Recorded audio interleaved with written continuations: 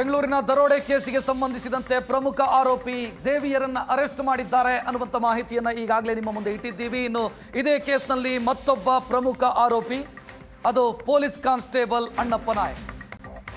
ಈತನ ಪಾತ್ರದ ಬಗ್ಗೆ ಪೊಲೀಸರಿಗೆ ಸ್ಪಷ್ಟ ಮಾಹಿತಿ ಲಭ್ಯ ಆಗಿದೆ. ಕಾನ್ಸ್ಟೇಬಲ್ ಅಣ್ಣಪ್ಪ ನಾಯಕ್ ಮನೆಯ ಮೇಲೆ ಪೊಲೀಸರು ದಾಳಿ ಮಾಡಿದ್ದಾರೆ. ದಾಖಲೆಗಳ ಪರಿಶೀಲನೆಯನ್ನು ಮಾಡಿದ್ದಾರೆ.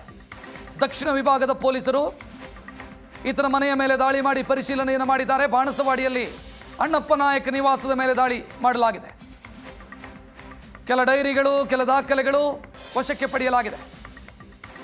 ಇನ್ನು ಬಾಣಸವಾಡಿ ಠಾಣೆಯಲ್ಲಿದ್ದಾಗಲೇ ಈ ಅಣ್ಣಪ್ಪ ನಾಯಕ್ಗೆ ಕ್ರಿಮಿನಲ್ಗಳ ಜೊತೆಗೆ ಸಂಪರ್ಕ ಆಯಿತು.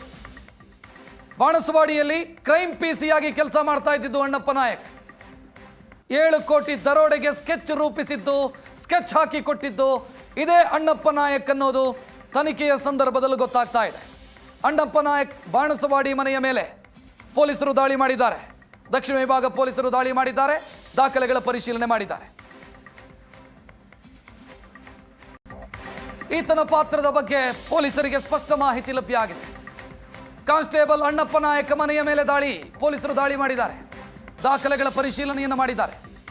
ದಕ್ಷಿಣ ವಿಭಾಗದ ಪೊಲೀಸರು ಈತನ ಮನೆಯ ಮೇಲೆ ದಾಳಿ ಮಾಡಿ ಪರಿಶೀಲನೆಯನ್ನು ಮಾಡಿದ್ದಾರೆ. ಬಾಣಸವಾಡಿಯಲ್ಲಿ ಅಣ್ಣಪ್ಪ ನಾಯಕ್ ನಿವಾಸದ ಮೇಲೆ ದಾಳಿ ಮಾಡಲಾಗಿದೆ. ಕೆಲ ಡೈರಿಗಳು, ಕೆಲ ದಾಖಲೆಗಳು ವಶಕ್ಕೆ ಪಡೆಯಲಾಗಿದೆ.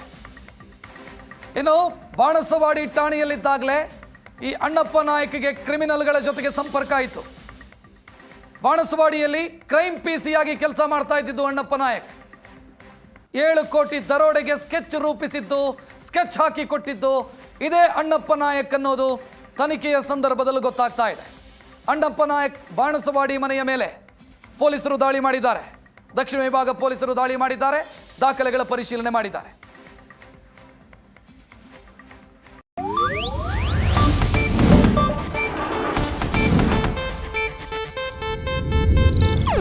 ಇದು ಏಷ್ಯಾನೆಟ್ ನ್ಯೂಸ್ ನೆಟ್ವರ್ಕ್ ಪ್ರಸ್ತುತಿ.